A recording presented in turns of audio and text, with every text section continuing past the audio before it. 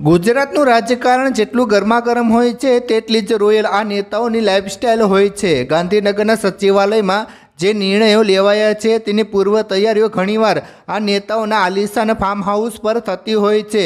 આજે આપણે જાણીશું ગુજરાતના એવા ભાજપના નેતાઓ વિશે જેમના ફાર્મ હાઉસ કોઈ રાજમહેલથી કમ નથી। જયરાજસિંહ જાડેજાથી લઈને સી.આર. પાટીલ સુધી કોનું ફાર્મ હાઉસ છે સૌથી વધુ ચર્ચિત? ચાલો જોઈએ। વિડીયોની શરૂઆત કરીએ તે પહેલાં એક લાઇક કરીને નવા આવ્યા છો તો ચેનલ સબસ્ક્રાઈબ કરી લેજો।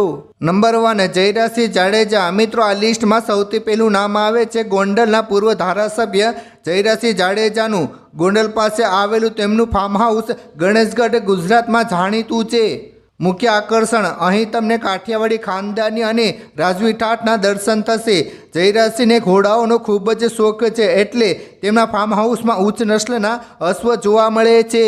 રાજકીય મેળાવડા હોય કે સામાજિક પ્રસંગો, ગણેશગઢ હંમેશા લોકોથી ઉભરાતું હોય છે। અહીંનો ડાયરો અને મહેમાનગતિ આખા સૌરાષ્ટ્રમાં વખણાય છે। નંબર 2, સી.આર. પાટીલ। આધુનિકતા અને શક્તિનું કેન્દ્ર। મિત્રો, હવે વાત કરીએ ગુજરાત ભાજપના ચાણક્ય ગણાતા સી.આર. પાટીલની। તેમનું ફાર્મ હાઉસ દક્ષિણ ગુજરાતમાં આધુનિકતાનો નમૂનો છે। વિશેષતા, તેમનું ફાર્મ હાઉસ માત્ર આરામ કરવા માટે નહીં પરંતુ વોર રૂમ તરીકે પણ ઓળખાય છે। અત્યાધુનિક ટેકનોલોજી, સીસીટીવી નેટવર્ક અને વિશાળ મીટિંગ હોલ્સ અહીંની ખાસિયત છે। ચૂંટણીના સમયે અહીં 24 કલાક ધમધમાટ જોવા મળે છે। પરસોત્તમ રૂપાલા। શુદ્ધ કાઠિયાવાડી જીવન। મિત્રો, કેન્દ્રીય મંત્રી પરસોત્તમ રૂપાલા ભલે દિલ્હીમાં રહેતા હોય પરંતુ તેમનું હૃદય અમરેલીના ફાર્મ હાઉસમાં વસે છે। ખાસિયત, તેમનું ફાર્મ હાઉસ સાદગી અને પ્રકૃતિનો સંગમ છે। અહીં તેઓ ગીર ગાયોનું સંવર્ધન કરે છે। જ્યારે પણ તેઓ વતનમાં હોય ત્યારે આ ફાર્મ હાઉસ પર તેમને શુદ્ધ દેશી ખાણું અને લોક સાહિત્યની વાતો સાંભળવા મળે। આ એક એવું સ્થળ છે જ્યાં રાજકારણની ધમાલ વચ્ચે શાંતિ મળે છે।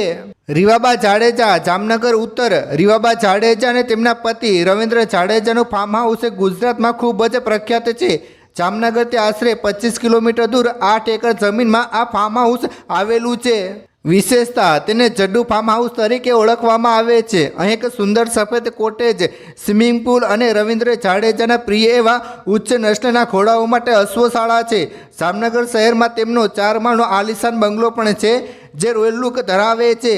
પૂનમબેન માડમ। જામનગર। જામનગરના સાંસદ પૂનમબેન માડમ ગુજરાતના સૌથી ધનિક મહિલાઓમાંના એક છે। રહેણાંક અને ફાર્મ હાઉસ। તેમની પાસે જામનગરમાં અત્યાધુનિક સુવિધાઓથી સજ્જ બંગલો છે। તેમની મોટાભાગની ખેતીવાડી અને મિલકતો જામનગર જિલ્લામાં ફેલાયેલી છે। વિશેષતા, 2024ની ચૂંટણી એફિડેવિટ મુજબ તેમની પાસે કુલ 147 કરોડથી વધુની સંપત્તિ છે જેમાં ખેતીની જમીન અને રહેણાંક પ્લોટનો મોટો હિસ્સો છે। તેમનું નિવાસસ્થાન રાજકીય બેઠકો માટેનું મહત્વનું કેન્દ્ર માનવામાં આવે છે। શંકર ચૌધરી અને કુંવરજી બાવળિયા। મિત્રો, બનાસકાંઠાના શંકર ચૌધરીનું farm house agriculture research centre જેવું લાગે છે। તેઓ નવી ટેકનોલોજીથી ખેતી કરે છે। બીજી તરફ જસદણના કુંવરજી બાવળિયાનું ફાર્મ હાઉસ વિછિયા વિસ્તારમાં પ્રકૃતિના ખોળે આવેલું છે જ્યાં પશુપાલન અને પ્રાકૃતિક ખેતીને મહત્ત્વ આપવામાં આવે છે। મિત્રો, તમને આમાંથી કોનું ફાર્મ હાઉસ અથવા કોની સ્ટાઇલ સૌથી વધુ ગમી? નીચે કમેન્ટમાં જરૂર જણાવજો અને જેમ બને તેમ આ વિડીયો શેર કરો, લોકોને દેખાડો। ધન્યવાદ।